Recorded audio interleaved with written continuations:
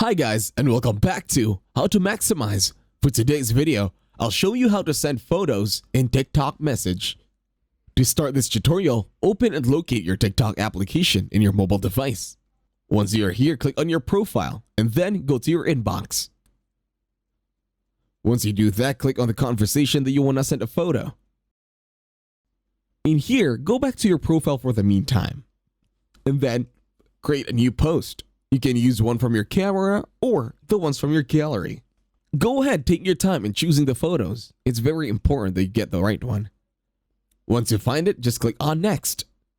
And then the next step is to put in the descriptions or whatever you need to put for the details of the photo. Now, click on Post. In here, let's wait for TikTok to finish uploading. Now the next step is to go back to your inbox once again. Once you are here, you can now share a post.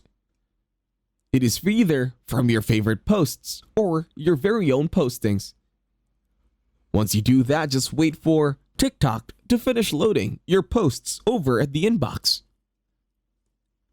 And once you do that, you can now send it to them, your new post, considered as a photo or a video.